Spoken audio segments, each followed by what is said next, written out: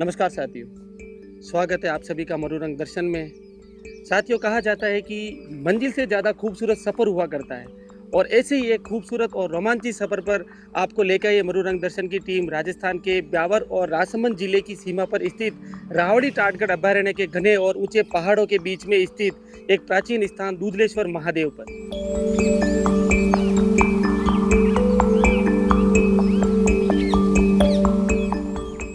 साथियों, आपको लेके चलते इस रोमांचित करने वाले सफ़र में, जहां पर टेढ़े मेढ़े रास्ते, ऊंची नीची घाटियां, इनके बीच से गुजरते हुए आपको करवाएंगे दर्शन दूधलेश्वर महादेव के और पूरी कहानी बताएंगे कि इस मंदिर की स्थापना कहां और किसके द्वारा किस प्रकार से हुई।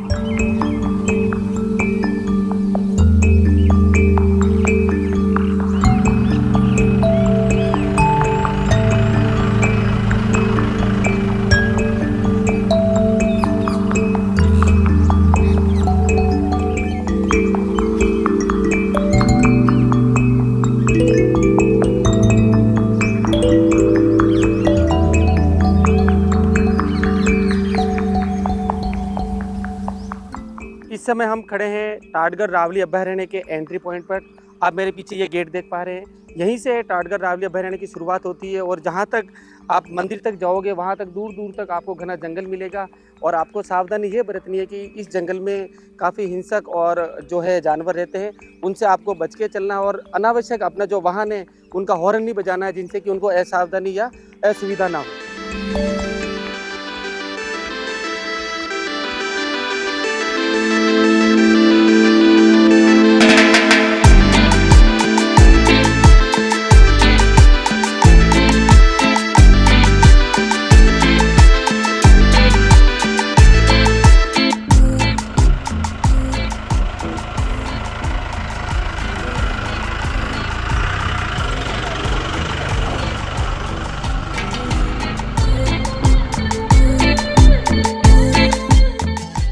मानसून का आगमन हो चुका है और मानसून की पहली बारिश के साथ ही दूधलेश्वर महादेव के रास्ते पे जितने भी झरने और नदियां नाले पड़ते हैं वो पूरे अपने उफान पर है। आप इधर आप दर्शन करने आओगे तो महादेव जी के साथ साथ में इस प्राकृतिक छटा का भी आपको आनंद लेना है, लेकिन इस आनंद के साथ में अपनी सुरक्षा के साथ में किसी भी प्रकार का समझौता नहीं करना है।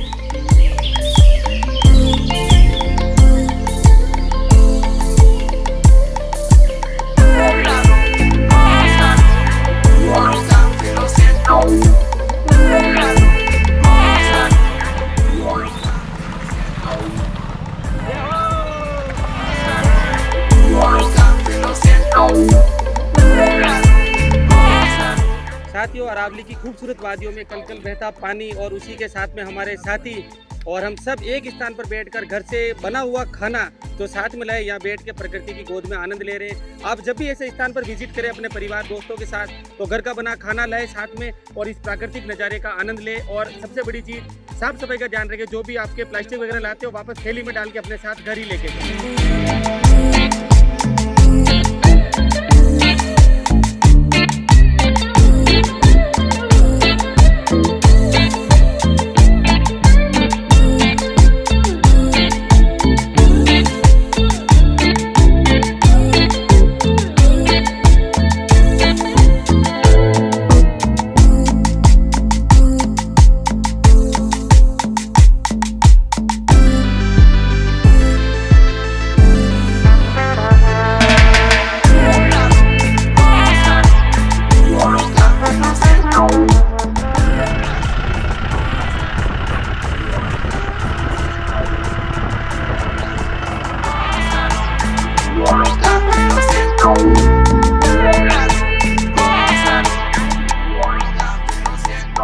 ब्यावर से लगभग 80 किलोमीटर की यात्रा करने के बाद भी दूधलेश्वर महादेव यहाँ से 3 किलोमीटर की दूरी पर स्थित है। और आपके लिए खास बात ये बतानी है कि आप जब भी यहाँ पर ऐसे जंगलों में या कच्चे रास्ते पर ट्रैकिंग या गाड़ी के साथ आए तो हमेशा ध्यान रखना गाड़ी कैसी लानी है। हमारे सवारी गाड़ी, थार, महिंद्रा की जो ऊंचे टायर वाली गाड़ियाँ हैं उनको ही लेके आए। अगर आप गाड़ी ला सकते हैं तो ठीक, नहीं तो हमारे वीडियो का घर पे बैठ के आनंद ले और दूधलेश्वर महादेव जैसे और अनेकों जो प्राकृतिक स्थान है उनका आनंद ले साथ में और मज़े ले। और अगर आप ब्यावर के आसपास से आ रहे हैं तो हमारे मुकेश भाई हैं, इनके मोबाइल नंबर दे रखे, इनसे संपर्क करें। इनके पास अर्टिगा, क्वालिस और थार और सवारी गाड़ी जैसी गाड़ियों का काफ़ी बड़ा कलेक्शन है। आप उनको हायर करके यहाँ तक आ सकते हैं।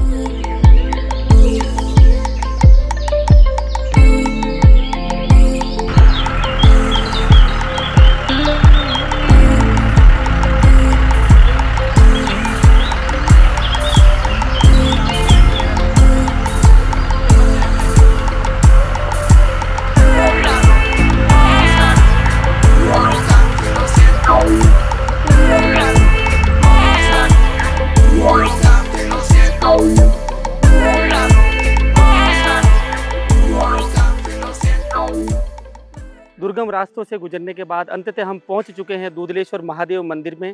आप मेरे पीछे मंदिर और प्राचीन धूनी देख रहे हैं। यहाँ पर आने के बाद आप जब मंदिर में प्रवेश करो या दर्शन करने जाओ तो मंदिर की मर्यादा का आपको पूर्णतः ध्यान रखना है। और इसी प्रांगण में आपको चाय नाश्ते के लिए छोटी सी स्टॉल मिल जाएगी, बाकी प्रसाद के लिए भी आपको यहाँ पे छोटी छोटी दुकानें मिल जाएगी। भाई प्रसाद कितना की दी? 50 रुपये, 50 रुपये वाली प्रसाद हुई।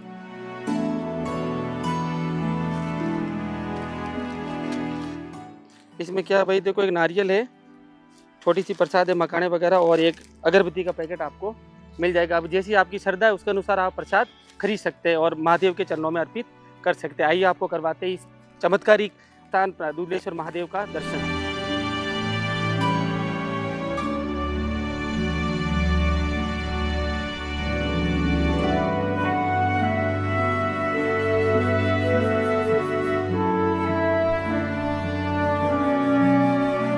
यहाँ पर एक आप ये छोटा सा तालाब नुमा एक पॉन्ड देख रहे हैं और शिवलिंग जी विराजमान है, उसके ऊपर गोमुख से अनवरत जलधारा चलती है।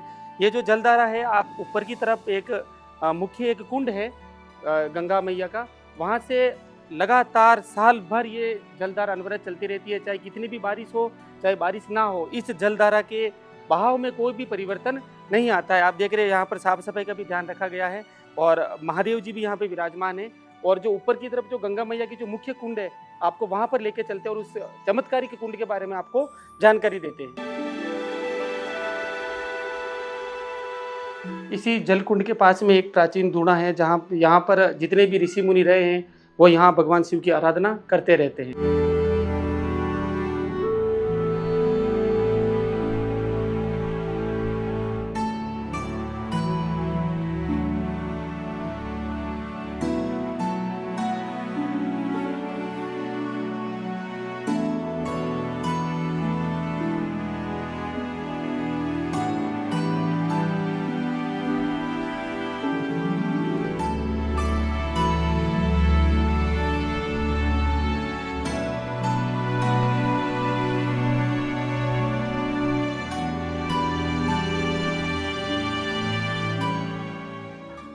आप मेरे पीछे देख रहे हैं, ये गंगा मैया का एक कुंड है चमत्कारी, जहाँ से अनवरत जल की धारा बहती रहती है। और इसके पीछे मान्यता ये है कि जो भी श्रद्धालु यहाँ आता है और सच्चे मन से इसके अंदर कोई सिक्का डालता है, और अगर सिक्का डालने के बाद बुलबुले उठते हैं, तो भगवान भोलेनाथ जी, दूधलेश्वर महादेव उनकी मनोकामनाओं को पूर्ण जरूर करते हैं। इस चमत्कारी कुंड का पानी एकदम निर्मल और स्वच्छ है, क्रिस्टल क्लियर जिसे पानी कह सकते हैं आप, वो है। और इसके अंदर डाले गए श्रद्धालुओं द्वारा सिक्के भी आपको अंदर चमकते हुए साफ एकदम तरीके से दिखाई देंगे। और खास बात, जब भी आप यहाँ आए, जगह जगह बोर्ड भी लगे हुए हैं कि मंदिर परिषद की साफ सफाई का आपको विशेषतः ध्यान रखना है और मर्यादा का ध्यान रखे ही आपको यहाँ पर आचरण करना है।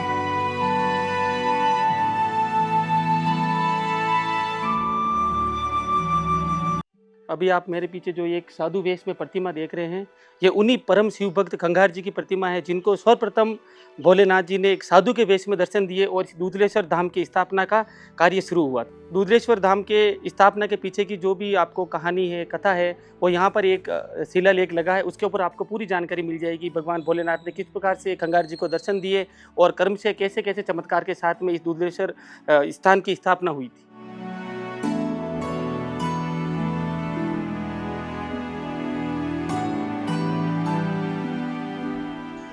गंगा मैया के कुंड के पास में ही एक छोटा सा शिव जी का मंदिर बना है, जहाँ पर शिवलिंग है और अंदर माँ देवी की एक प्रतिमा है अष्टभुजाधारी, वो भी स्थापित की गई है। और इसी मंदिर के ऊपर की तरफ एक बड़ा शिव जी का मंदिर भी है और वहाँ धूनी भी है। चलो चलते हैं और करवाते हैं उस मंदिर में महादेव जी के आपको दर्शन।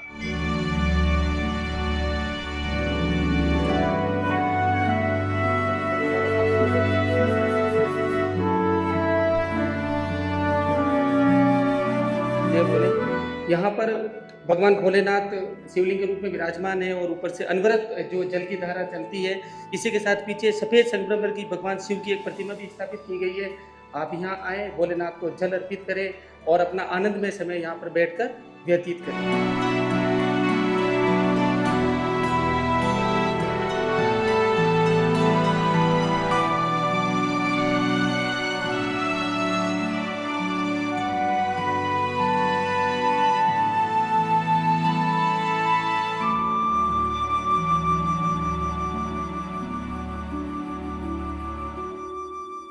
कहाँ से पधारे श्रीमान आप? अच्छा, भोजपुरा ब्यावर से पधारे हुए हैं। तो आपसे ये जानना चाहते हैं कि आप कितने समय से इस स्थान पर आ रहे हैं और आपने यहाँ पर किस चीज़ को विशेषतः अनुभव किया है? करीब 35 साल से आ रहे हैं यहाँ पे। अच्छा। और यहाँ का चमत्कार ही बहुत ही मतलब अच्छा है और देखने लायक ये स्थान है। देव स्थान भूमि बहुत ही अच्छी यहाँ की है। भाई साहब बता रहे लगभग 35 साल से आ रहे हैं। भाई साहब आप कितने समय से आ रहे हैं? मैं 10 वर्ष से आ रहा हूँ। 10 वर्ष से आ रहे हैं। कोई विशेष अपने जीवन में यहाँ पर आने के बाद में सुखद अनुभूति या कुछ परिवर्तन आपने महसूस किया? बाबा का तो आशीर्वाद ही है। अच्छा, रहता आशीर्वाद है से। हमेशा। 10-12 साल से आ रहे हैं सर। 10-12 साल से आ रहे हैं आप। और यहाँ का एडवेंचर अच्छा, भोलेनाथ जी के दर्शन के साथ में प्रकृति के जो मनोरम दृश्य उनका भी आनंद लेते हैं ये।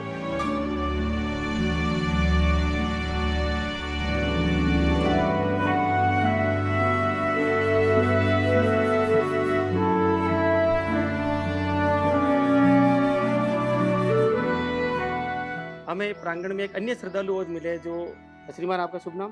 प्रकाश सिंह रावत, प्रकाश ग्राम सिंह बंदिया बोरो। ग्राम बंदिया बोरवा ब्यावर के पास में है जो वहाँ। आप हमें बताइए यहाँ तक आने का और आपका अनुभव कैसा रहा मंदिर को आप दर्शन करने के बाद में? सबसे पहले तो सबको जय श्री राम, ओम नमः शिवाय। ओम नमः शिवाय। यहाँ एक बहुत ही मतलब नेचुरल है पूरा एकदम। मैं फर्स्ट बार ही आया हूँ। अच्छा, आप पहली बार ही आए? हाँ, मैं आया मांगड़ जी महाराज के और यहाँ नज़दीक था तो मैं यहाँ दर्शन करने बहुत मतलब ये अपनी नहीं है, ये कल्पना उनकी आने का, यहाँ बुलाने का। अच्छा, मांगड़ जी महाराज का आज मेला लगा मांगड़। हाँ, अच्छा, बिल्कुल। वहाँ से आप और यहाँ वहाँ आए थे? नज़दीक लगा तो पहले इधर आओ फिर वहाँ जाएंगे। अच्छा, तो पहले वहाँ नहीं जाके यहाँ आए अभी बिल्कुल, ये पहले? पहले महादेव ने मुझे यहाँ बुलाया, तो यहाँ का आज दर्शन किया, वो एकदम बिल्कुल नेचुरल लगा है। सबसे बढ़िया तो क्या देखो, ये पूरा पहाड़ी इलाका है और ये भगवान का एक आशीर्वाद के सबसे यहाँ पहुँचते हैं अपना, ये बाकी अपना ताकत नहीं है यहाँ आने की। नहीं आने की। लेकिन भोलेनाथ रास्ता बुलाने कैसे भी हो, पर लेकिन बुलाने वाला भोलेनाथ है, शिव बाबा जिसको हम ज्यादा कर शिव बाबा बोलते हैं।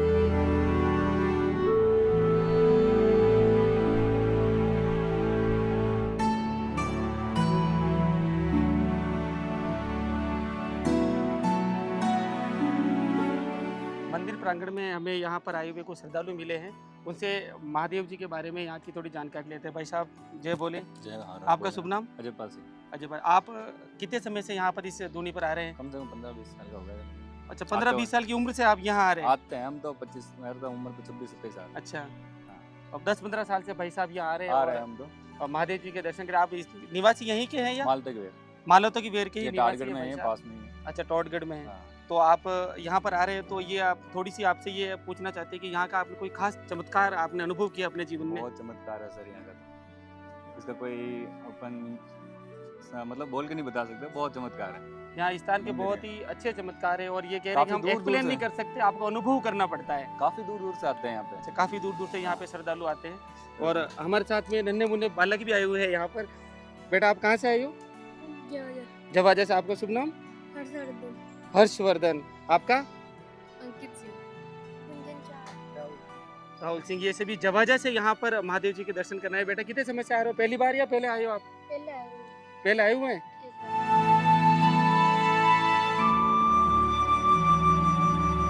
इस समय हमारे साथ मौजूद है दुधलेश्वर महादेव के जो महंत है, जहाँ पर जो ये पूजा अर्चना करते हैं।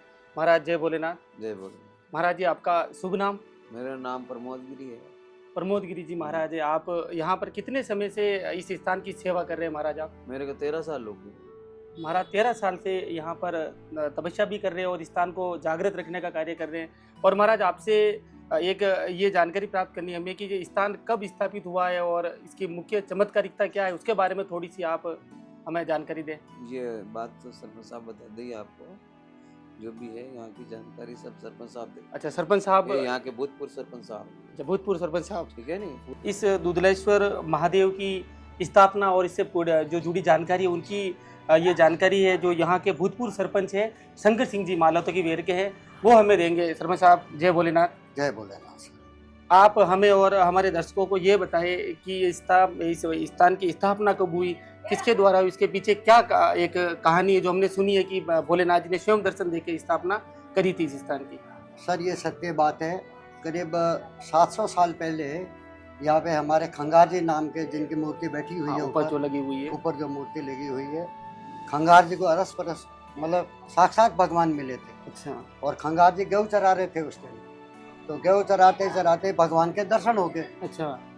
भगवान के दर्शन होते ही खंगार जी खुश हो गए। हम्म, खंगार जी खुश होते ही खंगार जी से भगवान ने जल मांगा कि बेटे जल पिलाओ। हाँ, तो खंगार जी की डिब्बिया खाली थी।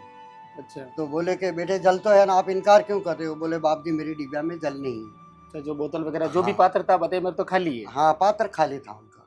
तो पात्र बताते ही खाली बताया तो भगवान ने बोला भाई ये जो कूचा था, यहाँ घास का कूचा था अच्छा, पहले, घास। उसे दाब कहते हैं।